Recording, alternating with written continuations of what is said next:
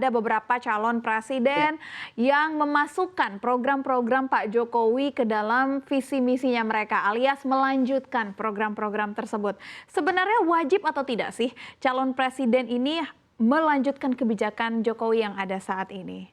Kalaupun memang harus dilanjutkan, apa pertimbangannya? Bagaimana cara memilih dari kebijakan-kebijakan yang ada? Silahkan, Bu Rini. baik, terima kasih Mbak Saf. Jadi kalau kita melihat dari ketiga calon capres ya, calon presiden ini, kita kalau melihat bagaimana sih kira-kira ekonomi yang akan diusung, gitu, menurut saya tidak beda dengan 5 tahun yang lalu.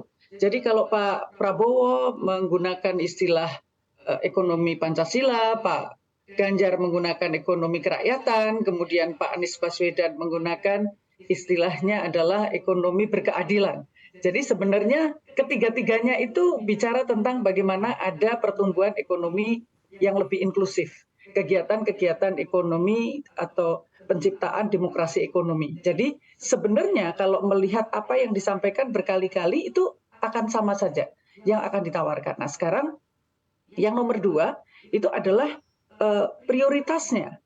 Ya, kalau melihat prioritasnya, apakah mereka ini satu perubahan, yang kedua adalah melanjutkan.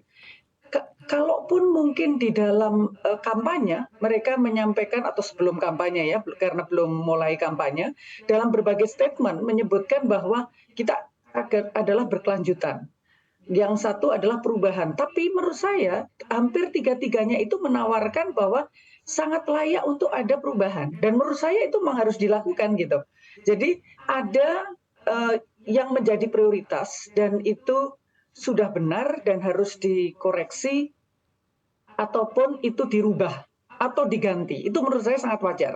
Bahkan seperti Pak Ganjar saja yang tadi memberikan pidato setelah pendaftaran juga menyampaikan bahwa saya akan melanjutkan beberapa yang sudah bagus, saya akan melakukan koreksi beberapa program, dan saya juga akan merubah. Artinya sebenarnya semua akan melanjutkan dan juga akan merubah, Mbak Sam.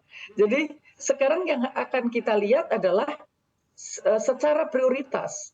Apakah mereka memiliki prioritas yang sama ataukah prioritas yang agak berbeda? Misalnya sekarang kita bicara tentang transformasi digital. Ini karena belum ada dokumen yang secara resmi diserahkan kepada KPU yang bisa dibaca oleh publik, maka kita belum bisa menganalisa secara lebih detail lagi. Tetapi kita sangat berharap bahwa transformasi digital itu akan dilanjutkan gitu. Terus kemudian juga kita mengarah kepada green economy itu juga harus dilanjutkan. Hanya Mhm. saja apakah caranya sama atau tidak? Karena memang perlu ada koreksi terhadap dua hal saja itu tadi. Termasuk juga kita sangat penting untuk menyediakan pangan ya, karena adanya uncertainty di global, kemudian juga produksi pangan di kita yang relatif stagnan bahkan cenderung menurun gitu. Nah, bagaimana cara merealisasikan tadi? Tidak hanya sekedar bicara swasembada atau bicara tentang kedaulatan pangan, bukan itu. Karena dua jargon itu sudah dipakai 10 tahun kemarin. Dan sampai hari ini dalam 10 tahun kita belum bisa mewujudkan baik swasembada maupun kedaulatan pangan. Nah, jadi kita memang perlu meminta lebih detail. Oke, di dalam mewujudkan swasembada seperti apa saja, kapan, roadmap-nya seperti apa, siapa yang terlibat, gitu. Nah, jadi Mhm. kalau itu sudah dijelaskan, itu baru kita bisa tahu. Semuanya mengusung tentang pangan, kedaulatan pangan, swasembada. Tapi apakah pelibatannya itu akan sama atau tidak? Sama dengan hilirisasi ya. Apakah perlu dilanjutkan? Kita sudah tahu bahwa Indonesia ini sangat lalai puluhan tahun itu untuk menggarap sektor hulu. Sehingga kita punya industri yang bolong di tengah gitu. Nah, sekarang apakah hilirisasinya seperti yang dilakukan sekarang ini? Apakah hilirisasi yang sekarang ini itu berarti adalah industrialisasi atau bukan? Kalau saya melihat ini belum industrialisasi. Nah, jadi hilirisasinya itu mau yang model seperti apa, di sektor apa, sehingga tadi yang mewujudkan semua orang untuk bisa terlibat dalam kegiatan ekonomi, ini akan bisa Ya, ya. terrealisasi. Jadi kalau kita baru berhenti pada jargon, itu kita nggak bisa menilai.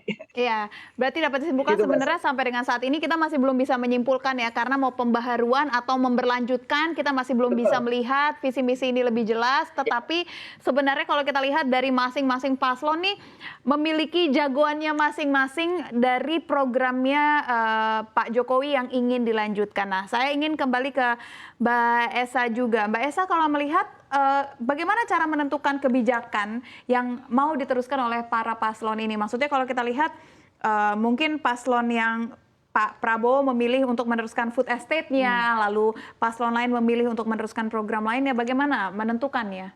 Kalau kita lihat, mungkin kita bisa lihat dari rekam jejak sebelumnya ya. Kalau kita tahu Pak Prabowo memang selalu bicara soal food estate, sementara Pak Anies itu soal transisi energi, pendidikan, kemudian Pak Ganjar itu soal infrastruktur.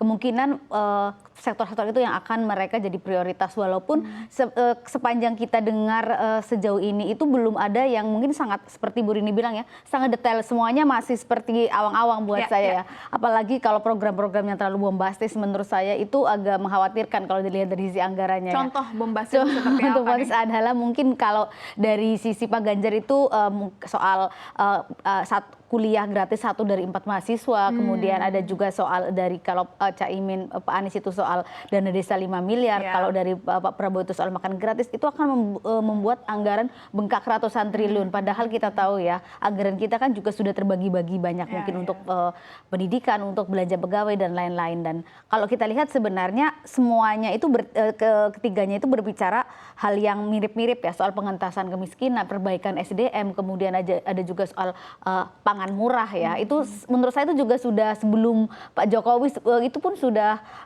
di presiden-presiden sebelumnya sudah dijanjikan. Kalau itu tidak ada seperti Bu Rini tadi bilang ya, tidak ada yang baru. Sementara kita itu tantangannya sangat berat ke depan, ada begitu banyak tantangan di energi, kemudian di pangan. Ini yang ingin kami dengar ya, mungkin ya rakyat-rakyat itu sebenarnya program yang masuk akal, nyata itu, dan bisa kita, oh ternyata memang ini masuk akal, itu seperti apa, itu yang menurut saya belum terlihat sejauh ini.